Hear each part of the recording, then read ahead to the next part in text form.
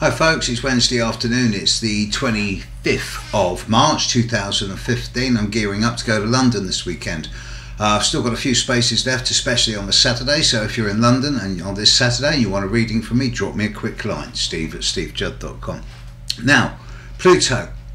I know we've got the Dawn probe out at Ceres, and within a few weeks' time we're going to start getting some really spectacular pictures from Ceres. It's going to be revelatory. But then that will fade. And about a month after that, we're going to start seeing some really extraordinary footage and pictures, fingers crossed, from the New Horizons probe that's going to be passing, doing a flyby through the Pluto subsystem in the early part of June. In that light, I thought I'd just do a little flippant, light-hearted video on the different generations of Pluto. There's the Pluto in Cancer generation, who are basically the generation born just before the Great War in the middle of the 20th century. And they're the last generation.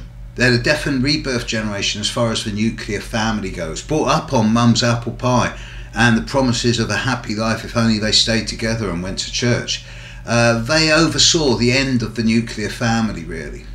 By the time that Pluto in Leo in generation is coming into its strength, we've got the baby boomers, the first of the rock stars, the all about me generation, and the no longer the need to be part of a tight little knit community. It's about much more of the individuality, and this is strong especially in the charts of those people born post-war through to the mid-late 1950s.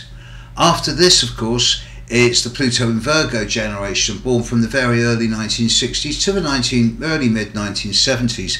And here we see the generation who brought the ideas of death, rebirth, transformation and regeneration into all areas concerning relationship at various different shapes and forms, whether it be gay marriage, sexual liberation, gender politics. The reinvention of the relationship wheel occurred with the Pluto in Libra generation. Those people with Pluto in Scorpio, born from about 1983-84, through to 95. Well, when Pluto went into Scorpio, we thought, okay, it's going to be the sort of end of the world, and sure, we thought it'd be a nuclear war, and instead we saw the end of the Cold War. With Pluto in Scorpio, we saw the end of the threat of a nuclear winter.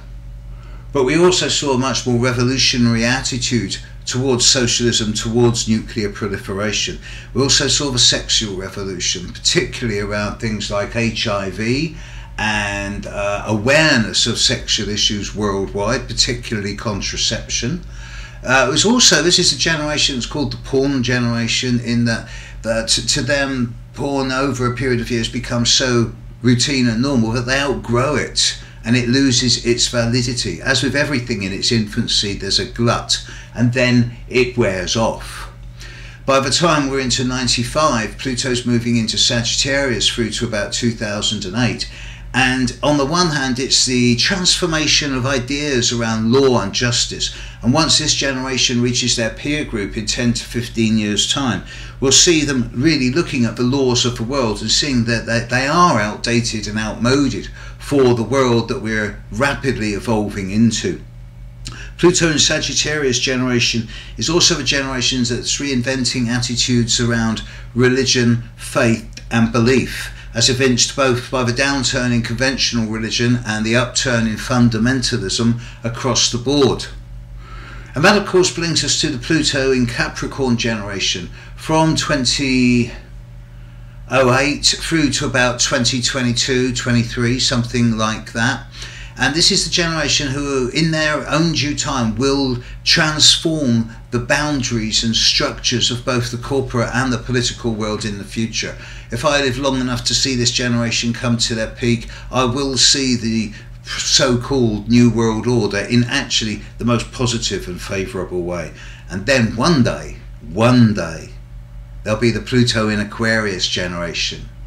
From about 2022-23 through to the end of the 2030s, perhaps near the end of the 2030s, and they are the ones who will actually be the first of what I call the new humans, if you like, the next. They are the ones who will carry the ideas from the past into the future and revolutionise them in a way that's truly fitting for the 21st century. And by then there won't be issues around religion or nationality or race or gender. It will be sorted by then. I should be alive to see it. That's my dream. In that light, we're in between eclipses. It's one of those weird days. The moon's in Gemini, I think. Not a bad day. Catch you soon. Bye.